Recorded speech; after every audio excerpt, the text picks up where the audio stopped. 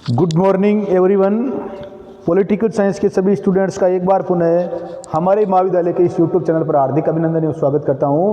जिस किसी भी स्टूडेंट ने अगर हमारे महाविद्यालय के यूट्यूब चैनल को सब्सक्राइब नहीं किया है तो सब्सक्राइब कर लो, ताकि आपको जो नए वीडियोज़ है उनकी अपडेट मिलती रहे और आप अपने जो तैयारी है उसको अनवरत जारी रख सके। हम BA second year pol science की जो बुक है भारतीय राज्य व्यवस्था इंडियन पॉलिटी, इसमें आज हम संविधान का संशोधन कॉन्स्टिट्यूशनल अमेंडमेंट के बारे में पढ़ेंगे कि भारतीय संविधान में संशोधन है वो किस प्रकार से होता है। और हर कंपटीशन एग्जाम में यहाँ से जो क्वेश्चन है वो पुटअप होने की संभावना रहती है और हर बार सीधा क्वेश्चन पूछते हैं। तो सीधा ध्यान रखना, भारतीय संविधान में संशोधन किस भाग में है तो भाग 20 में है। किस भाग में है? भाग 20 में। सीधा क्वेश्चन आ जाए, भारतीय संविधान में संशोधन है वो किस भाग में है? भाग 20 में। अनुच्छेद कौन से में? अनुच्छेद 368 में। कहाँ से लिया गया है? दक्षिण अफ्रीका से। और इसकी प्रक्रिया क्या है? सरल और कठोर। सरल और कठोर दोनों की मिश्रित प्रक्रिया। सीधा ध्यान रखना है, संविधान का संशोधन भारतीय संविधान के कहाँ पर है? भाग 20 में है, अनुच्छेद 368 में है। कहाँ से लिया गया है? दक्षिण अफ्रीका से लिया गया है। और यहाँ पर सरल और कठोर की समन्वित या मिश्रित प्रक्रिया को अपनाया गया है। अब देखो, जो ये कॉन्स्टिट्यूशनल अमेंडमेंट है इसके बारे में हम चर्चा करते हैं। तो भारतीय संविधान में संविधान संशोधन का उल्लेख संविधान के भाग 20 अनुच्छेद 368 में किया गया है। और हमने जो हमारे संविधान में जो विदेशी स्रोत है तो ये कहाँ से लिया था? दक्षिण अफ्रीका से लिया था। संविधान में संशोधन की जो सरल प्रक्रिया है वो ब्रिटेन की है और कठोर कहाँ की है? अमेरिका की है। इस बात का ध्यान रखना है। और हमने दोनों का क्या किया है? मिश्रित प्रक्रिया को अपनाया है।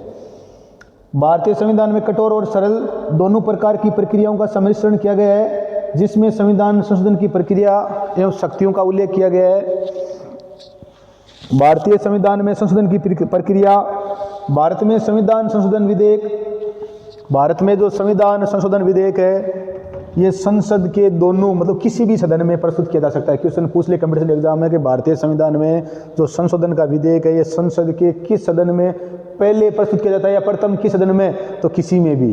भारत में संविधान संशोधन विधेयक है ये संसद के दोनों सदन, चाहे लोकसभा हो चाहे राज्यसभा हो, दोनों में से किसी भी में भी प्रथम प्रस्तुत किया जा सकता है। क्वेश्चन काफी बार आया हुआ है कि संविधान संशोधन विधेयक संसद के किस सदन में प्रथम पेश किया जाता है या पहले पेश किया जाता है? तो किस में? संसद के किसी भी सदन में, चाहे लोकसभा और चाहे राज्यसभा, दोनों में से किसी भी सदन में ये वो प्रस्तुत किया जा सकता है।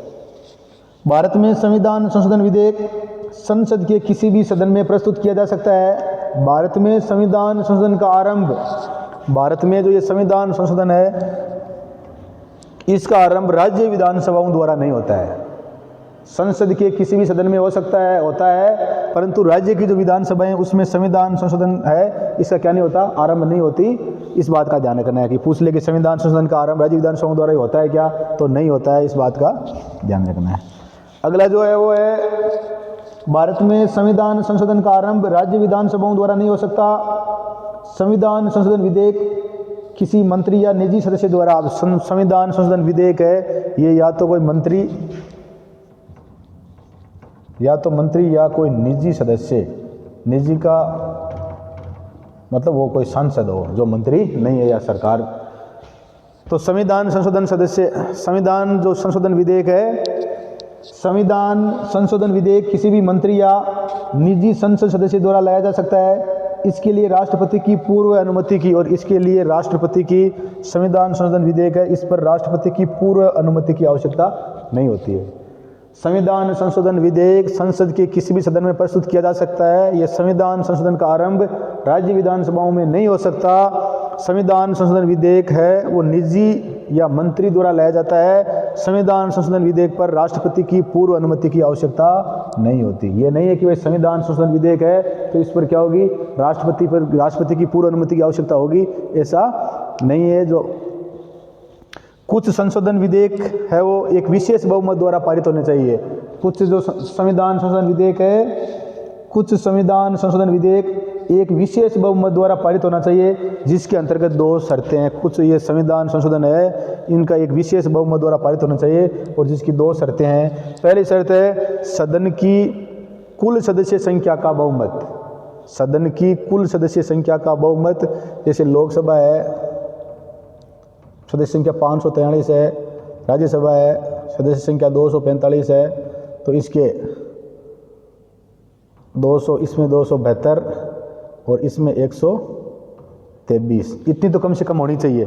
सदन की कुल सदस्य संख्या का बहुमत होना चाहिए। साथ में उपस्थित एवं मत देने वालों का 2/3 सदस्य संख्या। उपस्थित, अब जितने उपस्थित हुए हैं उन उपस्थित और मत देने वालों का कितना, 2/3 या 2/3 सदस्य है संख्या होनी चाहिए, ये ध्यान रखना है। तो कुछ संविधान संशोधन विधेयक एक विशेष बहुमत द्वारा पारित होना चाहिए, जिसके अंतर्गत 2 शर्तें हैं। पहली शर्त है सदन की कुल सदस्य संख्या का बहुमत, सदन की कुल जो सदस्य संख्या है उसका बहुमत होना चाहिए। दूसरी है उपस्थित एवं मत देने वालों का 2/3 सदस्य संख्या सहमत या मत देना चाहिए। संविधान संशोधन विधेयक पर सदन की संयुक्त, संविधान संशोधन विधेयक है, इस पर सदन की संयुक्त बैठक नहीं होती। संविधान संशोधन विधेयक पर सदन की क्या नहीं होती, संयुक्त बैठक नहीं होती। संयुक्त बैठक का प्रावधान अनुच्छेद 108 में है और अनुच्छेद 100 हम पहले इसकी चर्चा कर चुके हैं। तो ये संविधान जो संशोधन विधेयक है इस पर कभी भी संयुक्त बैठक नहीं होती। संयुक्त बैठक के बारे में हम हमारे जो प्रीवियस वीडियो उसमें चर्चा कर चुके हैं। संविधान संशोधन विधेयक पर सदन की संयुक्त बैठक की है वो नहीं होती। 24वां जो संविधान संशोधन है 1971 में किया गया था, ये 24वां संविधान संशोधन इंदिरा गांधी के समय, और इस विधेयक में है वो इस प्रकार का संविधान में या कॉन्स्टिट्यूशन में अमेंडमेंट किया गया था। 24वां संविधान संशोधन के बाद ये प्रावधान किया गया कि राष्ट्रपति संविधान संशोधन विधेयक पर वीटो का प्रयोग नहीं करेंगे। 24वां संविधान संशोधन में ये प्रावधान किया गया कि राष्ट्रपति किसका प्रयोग नहीं करेंगे, राष्ट्रपति वीटो का प्रयोग नहीं करेंगे और न ही पुनर्विचार के लिए वापस भेजेंगे। जो भी संविधान संशोधन विधेयक है 24वां ये कि भाई किस संविधान संशोधन में ये व्यवस्था की गई कि राष्ट्रपति न तो उस पर वीटो का प्रयोग करेंगे और न ही पुनर्विचार के लिए भेजेंगे। तो 24वां संविधान संशोधन किसके समय हुआ था, इंदिरा गांधी के समय में हुआ था। इस बात का ध्यान रखना है। और कहने का मतलब यही है कि संविधान संशोधन विधेयक पर राष्ट्रपति हस्ताक्षर करने के लिए क्या है, बाध्य है। संविधान संशोधन विधेयक पर राष्ट्रपति को हस्ताक्षर करने पड़ेंगे। ये व्यवस्था कब कर दी गई, 24वां संविधान संशोधन विधेयक था उसी समय कर दी थी। तो 24वें संविधान संशोधन के बाद ये प्रावधान किया गया कि राष्ट्रपति संविधान संशोधन विधेयक पर वीटो का प्रयोग नहीं करेंगे और न ही वो इसे पुनर्विचार के लिए वापस करेंगे। दोनों सदनों के पारित होने के पश्चात राष्ट्रपति के हस्ताक्षर के बाद में दोनों सदनों से ये पारित हो जाएगा। उसके बाद में राष्ट्रपति के हस्ताक्षर के बाद में ये क्या बन जाएगा, कानून बन जाएगा। और राष्ट्रपति है उसको इस पर क्या करने पड़ेंगे, राष्ट्रपति को इस पर हस्ताक्षर करने पड़ेंगे, क्योंकि 24वां जो संविधान संशोधन है उसमें ये ऐसी व्यवस्था कर दी गई कि राष्ट्रपति न तो वीटो का प्रयोग कर सकते और न ही पुनर्विचार के लिए वापस कर सकते। अब संविधान संशोधन की जो श्रेणियाँ हैं अनुच्छेद 368 में 2 प्रकार की है, उसका अध्ययन करेंगे। वैसे संविधान में 3 प्रकार की, एक अनुच्छेद 3 में है नए राज्यों का निर्माण करना, किसी राज्य की सीमा कम करना, केंद्र शासित प्रदेश है, तो ये अनुच्छेद 3 में है, वो अलग से है। अनुच्छेद 368 में 2 प्रकार की विधियां हैं या 2 प्रकार की जो श्रेणियां हैं, उससे क्या होता है, संविधान संशोधन होता है। इस बात का ध्यान रखना है। हम विधियों की चर्चा कर लेते हैं कि अनुच्छेद 368 के तहत जो संविधान संशोधन है वो किस विधियों से या किस प्रकार से होता है। उन विधियों की जो 2 विधियां हैं उनकी हम चर्चा कर लेते हैं।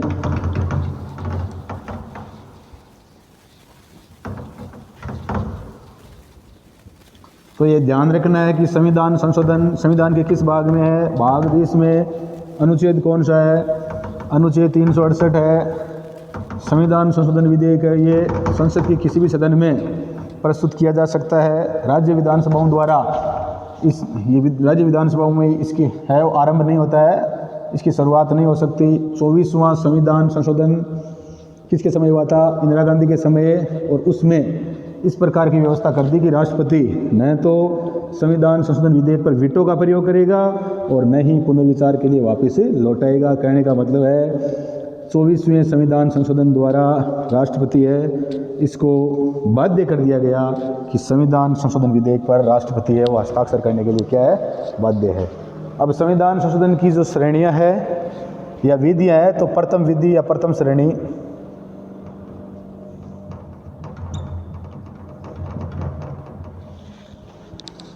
प्रथम श्रेणी में यह है सामान्य बहुमत द्वारा संशोधन।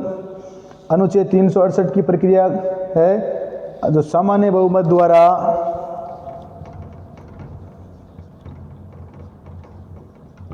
संविधान में जो संशोधन सामान्य बहुमत द्वारा किया जाता है वो अनुच्छेद 368 में नहीं आता, इस बात का ध्यान रखना है। वो अनुच्छेद 3 के तहत होता है। किसके तहत होता है? अनुच्छेद 3 के तहत होता है, इस बात का ध्यान रखना है। तो सामान्य बहुमत द्वारा संशोधन, इसमें अनुच्छेद 368 की प्रक्रिया का पालन नहीं किया जाता। अब सामान्य जो श्रेणी के संशोधन है वो कौन कौन से है, तो उसमें देख लो आप, नए राज्यों की स्थापना,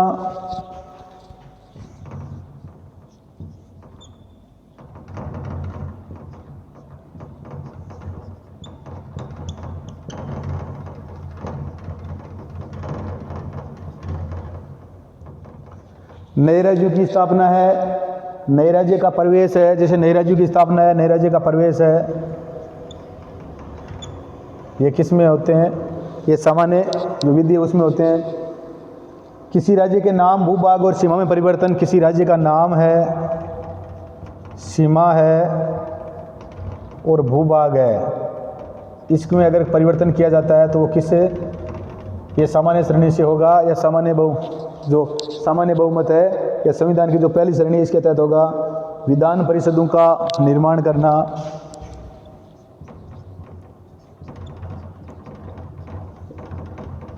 विधान परिषद का निर्माण करना है, जिस प्रकार से अभी 6 राज्यों में विधान परिषद है और उनका उत्साधन मतलब हटाना है।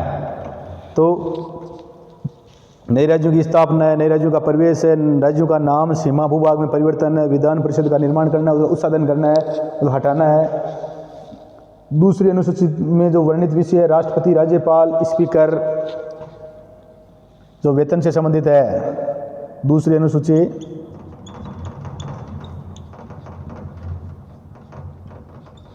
दूसरी अनुसूची में राष्ट्रपति है, राज्यपाल है,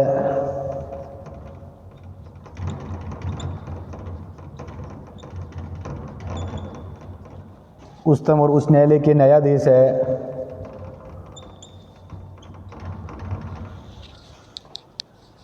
राष्ट्रपति, राज्यपाल, न्यायाधीश, स्पीकर,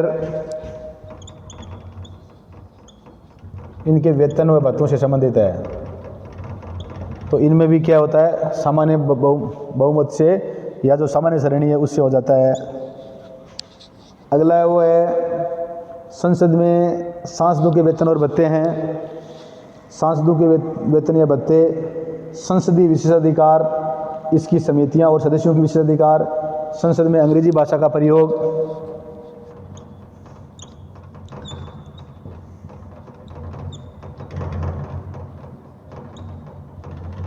संसद में अंग्रेजी भाषा का प्रयोग है।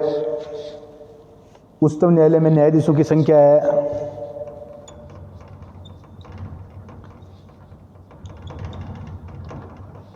अगस्त 2019 में हमारे जो न्यायाधीशों की उच्चतम न्यायालय सुप्रीम कोर्ट में संख्या 31 थी, जिसको बढ़ाकर कितना कर दिया? 34। तो ये सब बातें क्या है? सामान्य बहुमत से होती है। उच्चतम न्यायालय के क्षेत्राधिकार का विस्तार,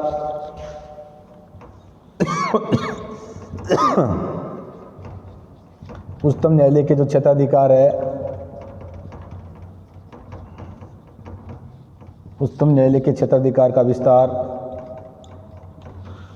उच्चतम न्यायालय के जो क्षेत्राधिकार है उसका विस्तार, नागरिकता का अर्जन एवं परित्याग,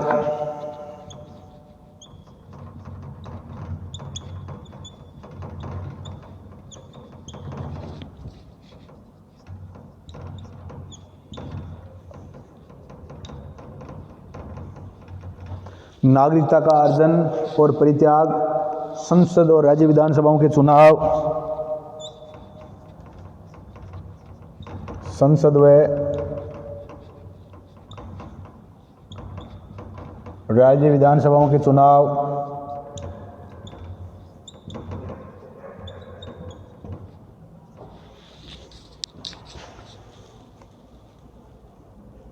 केंद्र शासित क्षेत्र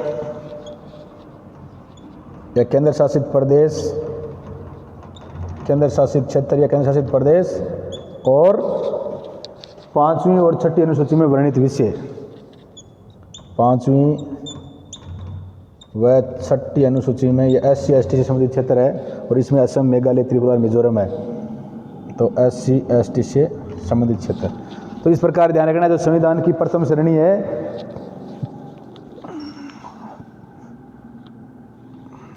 संविधान की जो प्रथम श्रेणी है, जो सामान्य बहुमत है, ये अनुच्छेद 368 में नहीं आता है। ध्यान रखना, ये विधि है वो, ये सामान्य बहुमत से होती है, ये अनुच्छेद 4, 3 और 3 के तहत होता है, इस बात का ध्यान रखना है। और इसमें ये विषय है कौन कौन से? सामान्य बहुमत द्वारा संशोधन, इसमें अनुच्छेद 368 का पालन नहीं किया जाता। किसी नए राज्य की, अब सामान्य बहुमत में से कौन कौन से होते हैं, तो किसी नए राज्य की स्थापना या नए राज्य का प्रवेश, राज्यों के नाम, भूभाग और सीमा में परिवर्तन करना, विधान परिषदों का निर्माण और उत्साधन हटाना।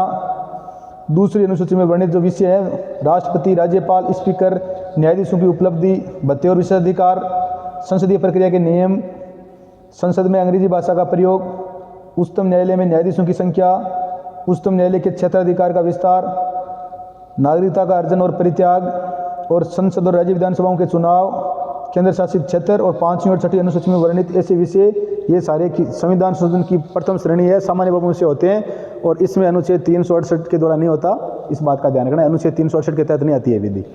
तो मैं आशा करता हूँ आपके समझ में आ गया होगा। और हाँ, यहाँ से हर कंपटीशन एग्जाम में क्वेश्चन आने की संभावना रहती है, इसलिए अच्छी तरह से इसका अध्ययन कर लेना। धन्यवाद। जय हिंद, जय